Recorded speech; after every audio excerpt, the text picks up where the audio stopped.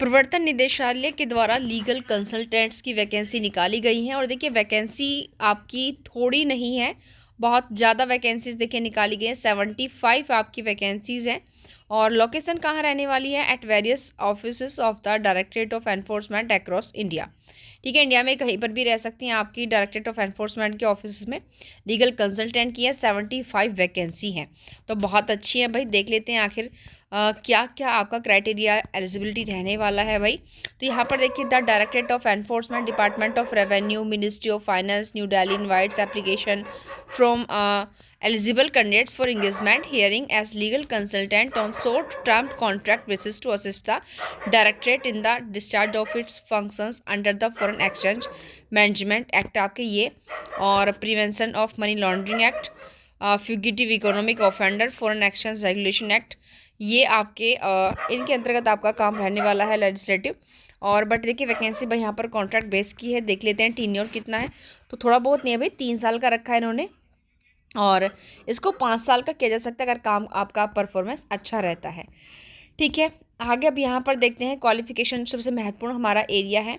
Essential कौन कौन सी है पहले वो देख लेते हैं भाई। इसेंशियल में आपकी रहने वाले bachelor degree in law from a national school or a recognized university or equivalent.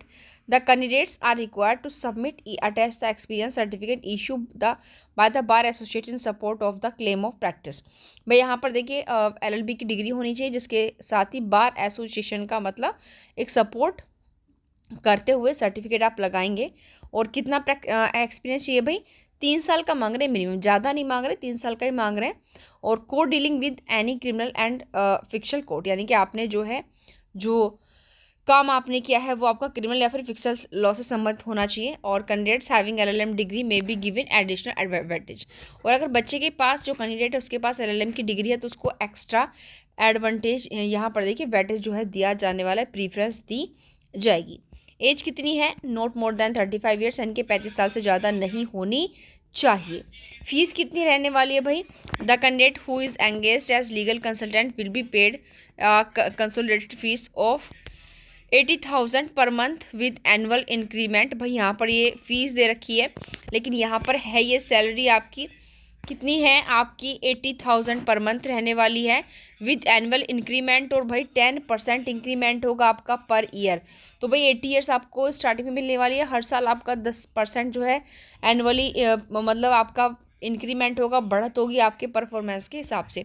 तो भाई बहुत अच्छा यहाँ पर सैलरी पैकेज है, और लगातार अगर आप काम अच्छा करेंगे तो 5 साल तक आपको मौका है जो कि यहाँ पर मिलने वाला है। तो पोस्टिंग हम बता चुके हैं कि इंडिया में कहीं पर भी जहाँ पर डायरेक्टरेट एनफोर्समेंट के ऑफिसेज होंगे वहाँ पर किया जा सकता है। टर्म एंड कंडीशन वो है कि शुरुआत में 3 साल, अगर काम अच्छा होता है तो आपका 5 साल तक आपका टाइम बढ़ा दिया जाएगा।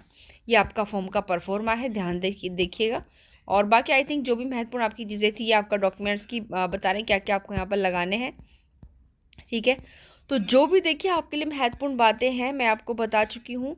तो भाई इस फॉर्म को आप लोग फटाफट फिल कर लें, क्योंकि 75 वैकेंसीज़ हैं, केवल 3 साल का आपसे अनुभव मांगा जा रहा है। बिल्कुल भी ज़्यादा अनुभव आपसे जो है इन्होंने यहाँ पर नहीं मांगा। ठीक है, तो आज के लिए इतना ही, मिलते हैं किसी नेक्स्ट नोटिफिकेशन में। Thank you.